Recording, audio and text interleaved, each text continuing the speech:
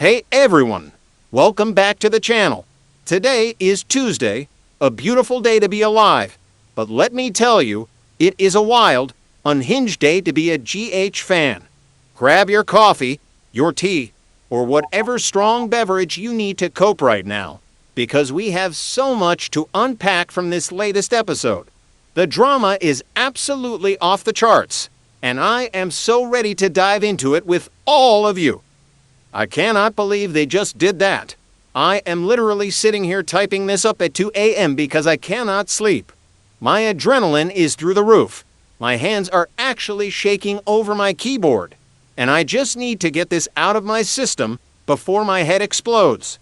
What in the actual world did we just watch? I mean, I knew things were getting dark in Port Charles, but this was next level, prime time, premium cable television drama, and I am both entirely traumatized and absolutely here for it. Reacting first, explaining later, because my brain is just a puddle of emotions right now. The gunshot, the absolute coldness of it all. I am screaming. Okay, let me take a breath and back up.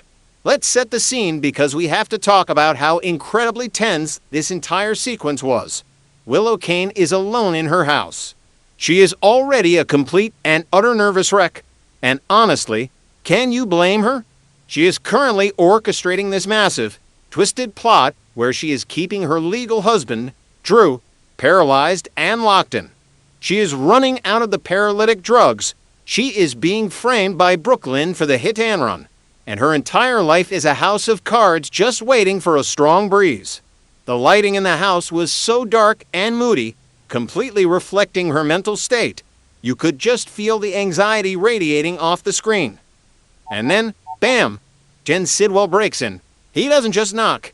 He doesn't just walk in. He invades her safe space like the absolute menace he is. Sidwell cornering Willow in her own living room was genuinely terrifying to watch. He is furious, he is desperate, and he is threatening her over those paralytic doses for Drew. Because remember, Sidwell was the one supplying them, and now that he's on the run and everything is falling apart, he wants leverage. He was getting right in her face, spitting venom, and you could see the sheer terror in Willow's eyes. She is in so far over her head. She thought she could play this dark, villainous game, but standing face to face with a real monster like Sidwell, she was crumbling. But wait, I'm getting ahead of myself. Because just when you think Sidwell is going to do something unspeakable to Willow, the door swings open and in walks our knight in shining armor. Or so we thought. Cassius shows up, wearing that face. That beautiful, heroic face of Nathan West. Am I the only one who literally gasped out loud when he walked in? For a split second, my brain short-circuited and I was like, yes, a cop is here. Nathan is going to save the day. Because for years, that face meant safety. I've been watching since 2015, and Nathan West was the gold standard of good guys in Port Charles. When you saw him, you knew the bad guy was going down, and the innocent person was going to be protected. Willow clearly thought the exact same thing. You could literally see the relief wash over her entire body. Her shoulders dropped. She let out this breath, and she looked at him like he was her savior. She expected him to pull out his badge, read Sidwell his Miranda rights, slap some handcuffs on him, and drag his criminal self down to the PCPD like a real cop would. That is what Nathan West would do. That is what a hero would do. So instead, Cassius just pulls out his gun and shoots him. I mean, what? He didn't blink. He didn't hesitate. He didn't offer a warning. He just raised his weapon and executed Jen Sidwell right there in Willow's living room. Point blank. Boom. Dead. I screamed at my television. I am not kidding. I woke up my dog. I probably woke up my neighbors. The sheer brutality of that moment. The way Sidwell's body just dropped to the floor like a sack of bricks, and the deafening silence that followed the gunshot. It was cinematic perfection, but it was also so incredibly disturbing. Because in that one fraction of a second, the illusion was completely shattered. That wasn't Nathan West standing there. That was Cassius Faison. That was the son of Caesar Faison. acting as a cold-blooded assassin for Ross Cullum. Cullum gave the fatal orders to eliminate Sidwell, and Cassius carried them out like a soulless robot. He didn't even flinch at the blood or the fact that he just committed murder in front of a civilian. The absolute ice in his veins. It was chilling. It was horrifying. And it was brilliant television. And can we talk about Willow's reaction? The actress deserves an Emmy for that scene alone. The transition from absolute relief to sheer, paralyzing horror. She was covered in the metaphorical and maybe literal splatter of this execution.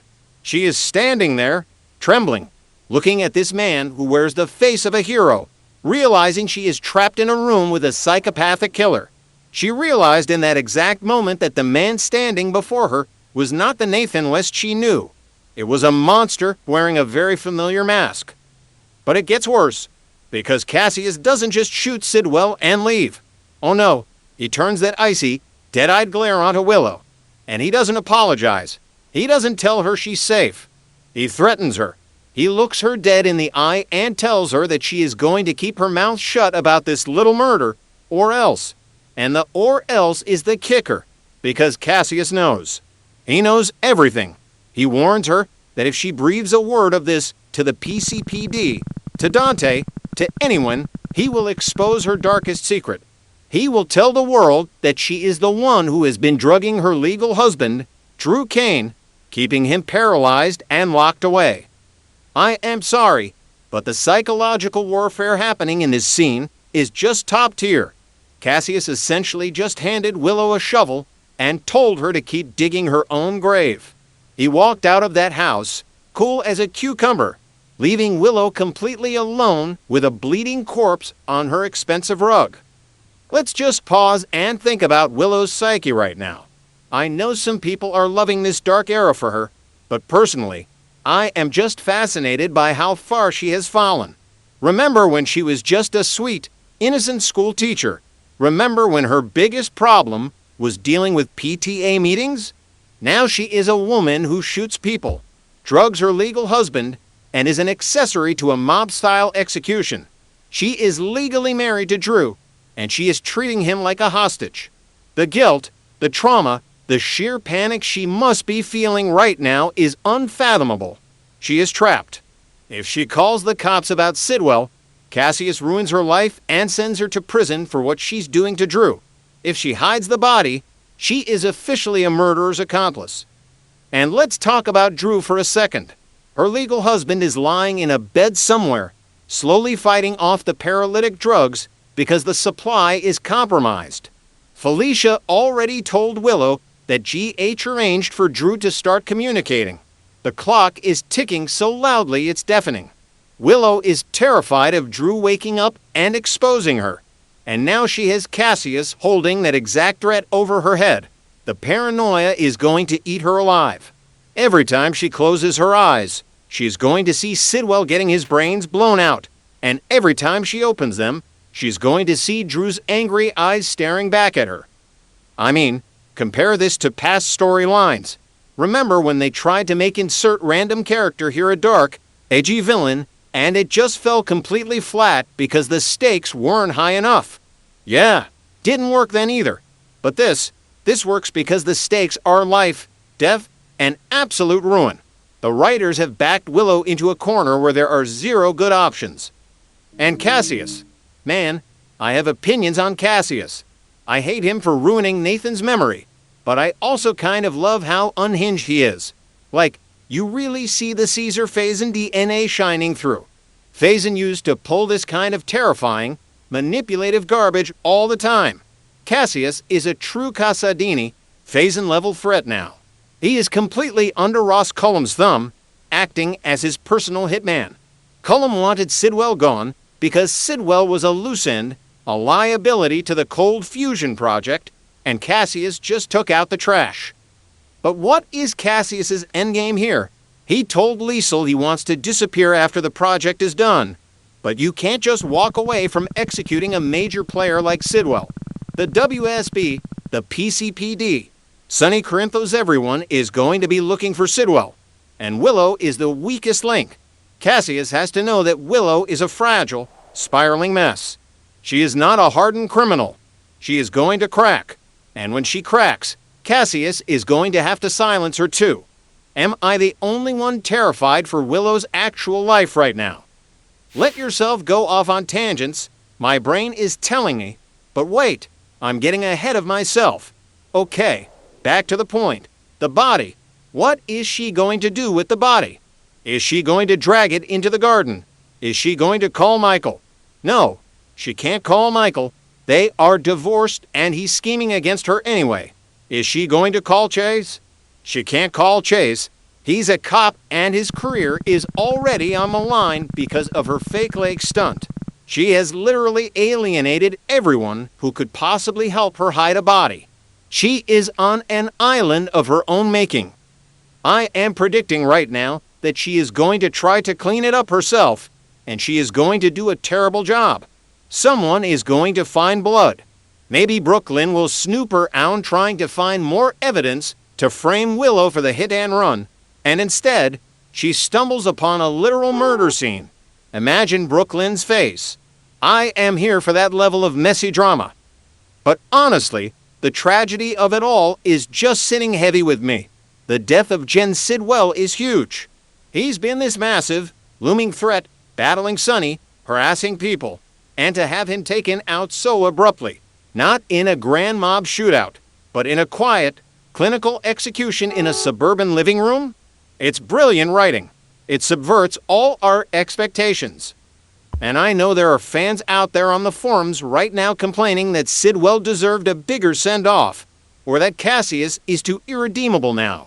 I see you. I hear you. But I respectfully disagree. This show needed a jolt of real, unpredictable danger.